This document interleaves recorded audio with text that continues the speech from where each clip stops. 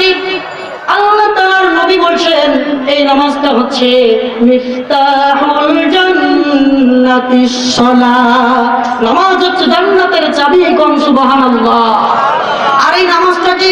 আল্লাহর নবী আরো বললেন আল্লাহ তাআলার কাছে সবচেয়ে প্রিয় আমল হলো নামাজ।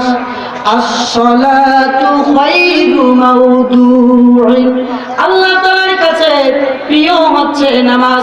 আর যে ব্যক্তি নামাজ পড়ে না তাদের সম্পর্কে আল্লাহ রাসূল পড়ার কথা বলেছেন, লা সাহামা ফিল ইসলামি লিমানা লা সালাতা লাহু ওয়া লা সালাতা লিমান লা উদুওয়া লাহু।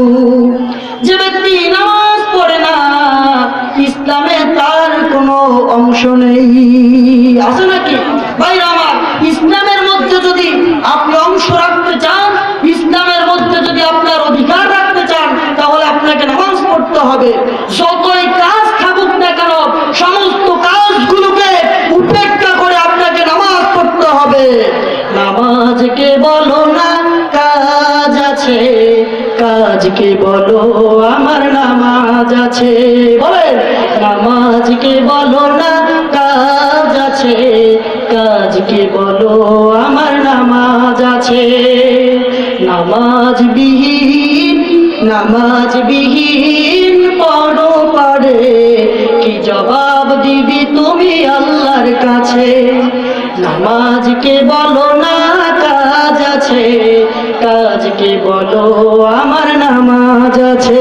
বলবো ইনশাআল্লাহ। এজন্য আমি তাসিদুল ইসলাম বিপ্লবী এই খতিব খসিমাদার চৌরঙ্গীর বাজার ঈদগাহ মাঠ থেকে সকলকে নামাজের উদাত্ত আহ্বান দিচ্ছি।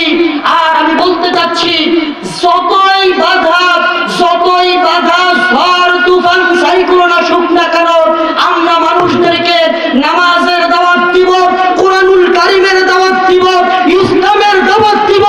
এই ইসলামের দাওয়াত দিতে গিয়ে, কোরআনুল কারীমের দাওয়াত দিতে গিয়ে যদি কেউ বাধা দেয়, সমস্ত বাধাকে উপেক্ষা করে আমাদের সামনের দিকে এগিয়ে যেতে হবে। কথা বলেন ঠিক কিনা?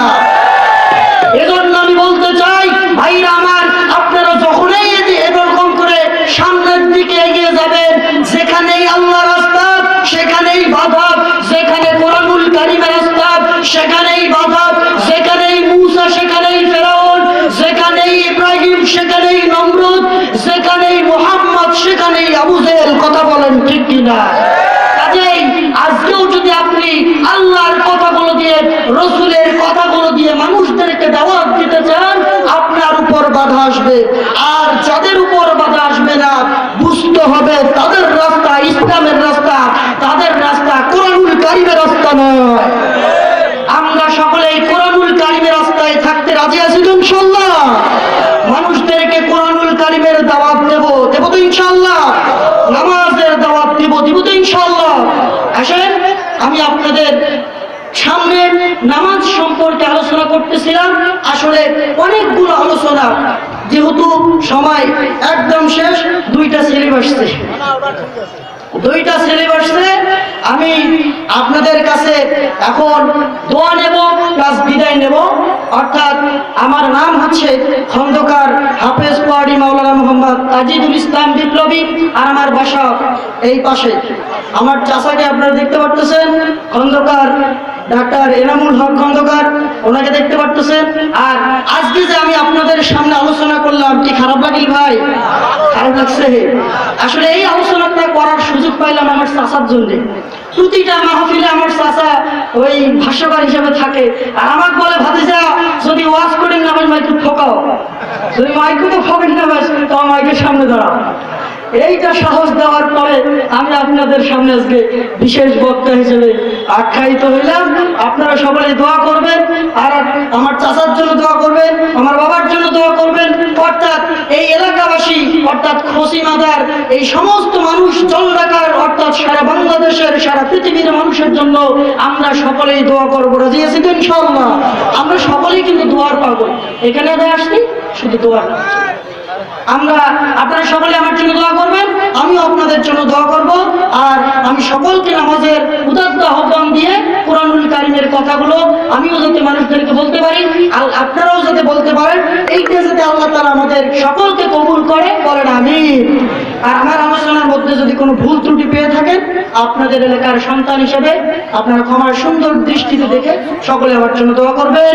আসসালামু আলাইকুম ওয়া রাহমাতুল্লাহি ওয়া বারাকাতুহু। আলহামদুলিল্লাহ। সম্মানিত তাওহীদি জনতা, আপনারা এতক্ষণ যাবত আমার ভাতিজা তাজুদুল ইসলাম বিপ্লবীর কাছ থেকে যে কোরআন হাদিস থেকে যে কথাগুলো আপনারা শ্রবণ করলেন, মেহেরবানি করে আপনারা আমলে পরিণত করার চেষ্টা করবেন।